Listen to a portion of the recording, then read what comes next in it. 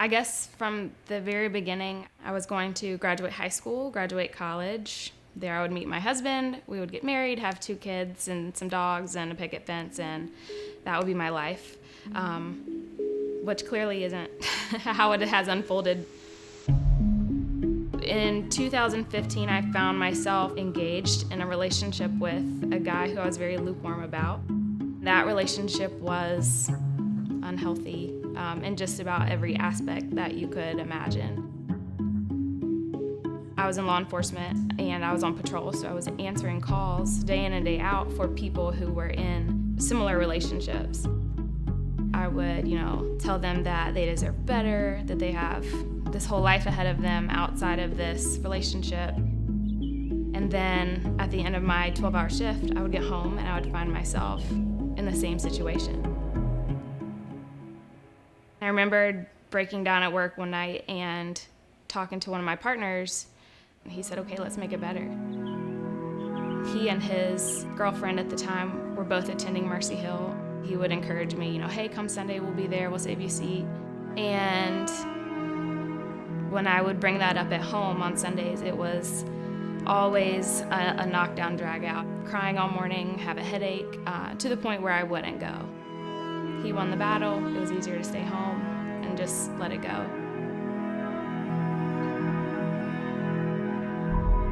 But every weekend, my partner would continue to text me or call me, "Hey, are you coming this weekend? We'll save you a seat." I will always remember my first time coming. I was sitting in my car just thinking to myself, I do not want to go in there. I don't know any of these people. I don't live that lifestyle. I don't know God like that. I just don't want to go. But I got out, walked in, my eyes on the sidewalk. I didn't acknowledge any of the greeters. I just wanted to go in and be invisible and sit down and just be. Along my journey at Mercy Hill, I made a few connections. Everyone I talked to would know about this relationship, this dysfunction at home, and all of them encouraged me to leave and get out. In July of 2015, it was about 10:30 at night, and I packed up my clothes and my dogs, and I left.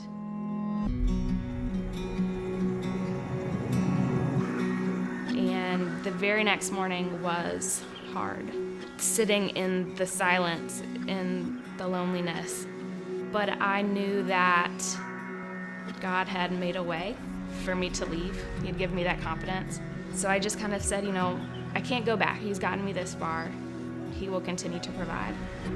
So I started coming around Mercy Hill more. I wasn't stuck in that world of doubt and fear and anxiety and loneliness. I was excited about having hope. When Andrew said delayed obedience is disobedience, I felt the Holy Spirit in me. I was actually there with some friends that day and made the decision and stepped out, and I got baptized.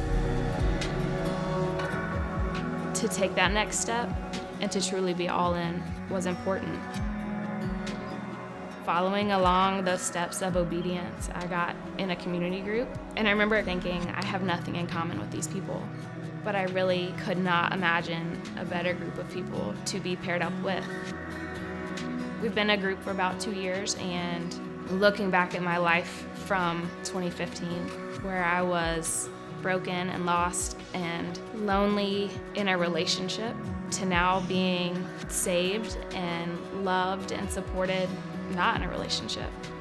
It's incredible to look at the difference. And I know that there will continue to be things that are hard and will bring you to your knees. But I know now that I have the hope that there's absolutely nothing in this world that can happen that God hasn't made a way for, and that He is always with me.